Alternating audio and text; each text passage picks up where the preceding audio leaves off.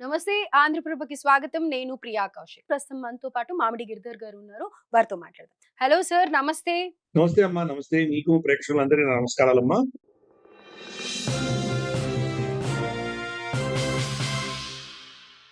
Right. Tamil Nadu politics అక్కడ ఏ party ఉంది, ఎవరేంటి అని తెలుసుకోవడమే కన్‌ఫ్యూజింగ్‌గా ఉంటుంది. అలాంటిది ఇప్పుడు ఆ ఎగ్జిట్ పోల్స్ కూడా చాలా కన్‌ఫ్యూజ్ చేస్తున్నాయనే చెప్పాలి. ఇన్‌ఫాక్ట్ ఏంటంటే ఒక సర్వే వాళ్ళైతే అయిపోయింది, విజయ్ గెలిచేసాడు అని అంటూ ఉన్నారు. కానీ ఇంకో పక్క ఏమో డీఎంకే విన్ అయిపోతుంది అని చెప్పేసి అనౌన్స్ చేస్తూ ఉన్నారు కదా సార్! దీన్ని ఏ విధంగా చూడాలి? And in case Vijay tough fight ఇవ్వగలుగుతాడు అని అంటారా? అంటే ఇది ఈ చెప్తున్నా గదమ్మా! ఇదే ప్రాబ్లమ్. గ్రౌండ్ లెవెల్‌లో వీళ్ళకు సర్వేలలో చాలా అబరేషన్స్ వస్తున్నాయి. హ్మ్. రీసెంట్ పాస్ట్‌లో చూస్తే గనక మనకు ఎగ్జిట్ పోల్స్ అన్నీ చాలా తారుమారయినాయి. చాలా తప్పులు జరిగాయి.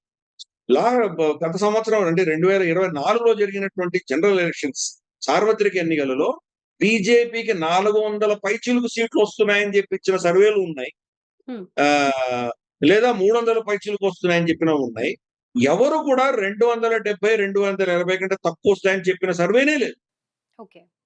అయినా వాళ్ళకి 240 వచ్చినాయి వాళ్ళకి. సో, కాబట్టి అందుకని ఇవి ఈ ఈ చెప్పడం అన్నది ఈ కాంప్లికేటెడ్ అంటే మన ఓటర్ మహాశయుడు ఎంత కాంప్లికేటెడ్‌గా ఉన్నాడో అర్థం చేసుకోవచ్చు. బహుశా వాళ్ళు అక్కడ బీజేపీకి ఓటేసి తెచ్చి, ఇక్కడ తృణమూల్‌కి ఓటేసామని చెప్పుండొచ్చు. హ్మ్. అందుకని ఇది ప్రిడిక్ట్ చేయడం అనేది చాలా చాలా కష్టంగా ఉంటుంది. ఎగ్జిట్ పోల్స్ అన్నవి ఈ యొక్క ఛాలెంజెస్ మనం స్పష్టంగా చూస్తున్నాం.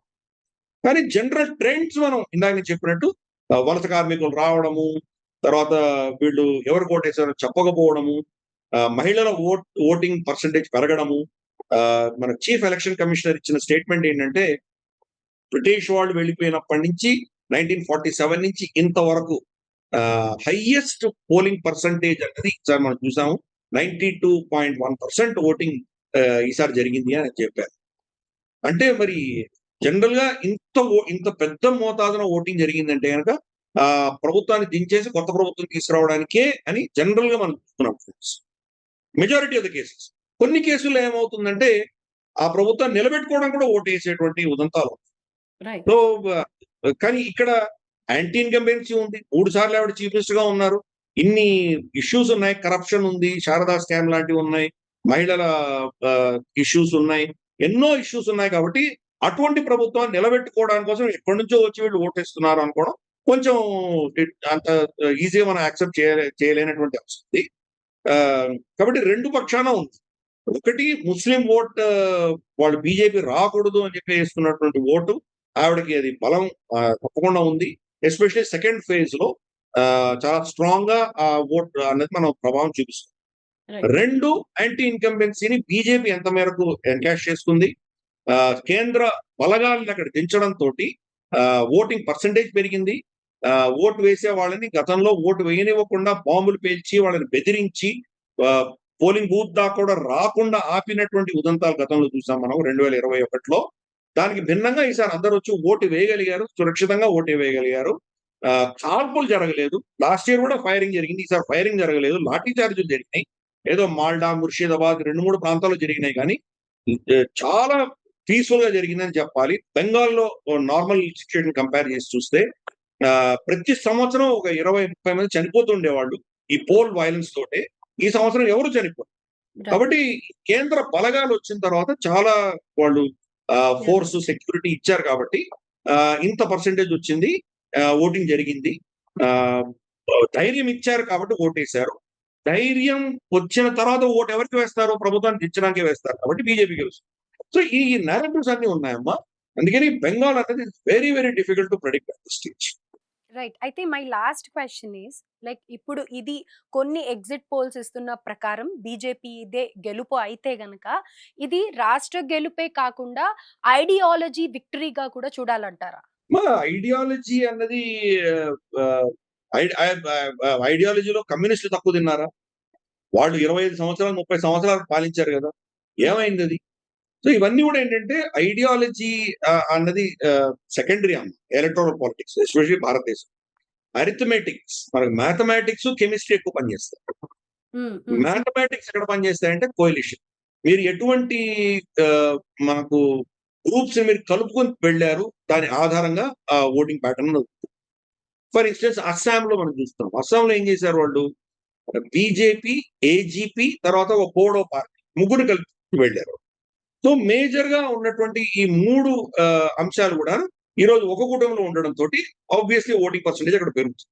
హ్మ్. అలాగే ఇక్కడ మనకు త్రిపురలో కూడా చూసాం. త్రిపురలో మనకు ట్రైబల్స్ తర్వాత నాన్ ట్రైబల్స్ ఉన్నారు.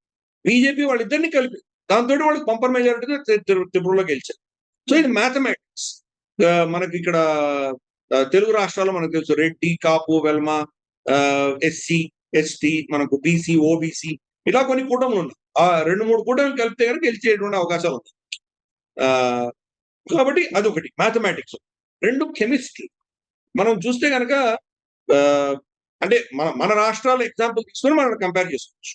కెమిస్ట్రీ ఇక్కడ మన పరిస్థితి ఏంటంటే కనుక చంద్రబాబు నాయుడు గారు ఎప్పుడెప్పుడు ఎన్డీఏ నుంచి బయటకు వచ్చారో అప్పుడు ఓడిపోయారు. పోనీ ఆయన ఓడిపోయారు కదా అని చెప్పి బీజేపీకి ఏమైనా సీట్లు వచ్చినాయంటే వాళ్ళకి 100 కంటే తక్కువ ఓట్లు వచ్చినాయి. కానీ బీజేపీ, టీడీపీ కలిస్తేనే ఆంధ్రప్రదేశ్ లో మళ్ళీ ప్రభుత్వం ఏర్పడుతుంది, టీడీపీ గెలవగలదు. ఇది మ్యాథమెటిక్స్ కి అతీతమైంది కెమిస్ట్రీ. ఆయన గెలవంగానే ఏమనుకుంటారంటే చంద్రబాబు నాయుడు నా వల్లనే బీజేపీకి 4 సీట్లు వచ్చినాయి కాబట్టి వీళ్ళు నాకు అక్కర్లేదని తీసేస్తాడు. బయటికి వెళ్ళిపోతాడు. బయటికి వెళ్ళగానే నెక్స్ట్ ఎలక్షన్ ఓడిపోతుంది. సో అది మ్యాథమెటిక్స్ సంబంధం లేదు, కెమిస్ట్రీ పనిచేస్తుంది. సో అందుకని ఇటువంటివి చాలా ఉంది. మనకు బెంగాల్లో కూడా అదే పరిస్థితి. బెంగాల్లో కెమిస్ట్రీ ఏంటి? మనకు బెంగాల్ అస్తిత్వం అన్నది వీళ్ళు ఎలా ముందుకు తీసుకెళ్తున్నారు? సువేందు అధికారి ముందరున్నారా? గుజరాత్ నరేంద్ర మోదీ వీళ్ళు ముందుకు వచ్చారా? గుజరాతీలు ఎక్కడి నుంచి బయట నుంచి వస్తున్నారు.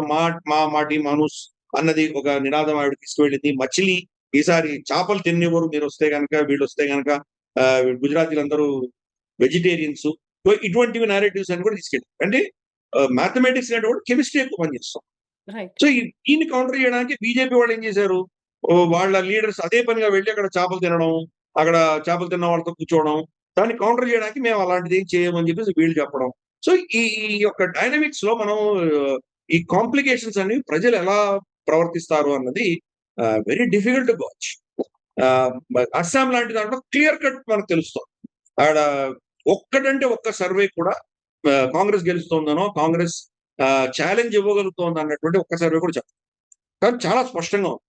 కానీ తమిళనాడు, వెస్ట్ బెంగాల్కి వచ్చేసరికి మాత్రం ఇంత కన్ఫ్యూషన్.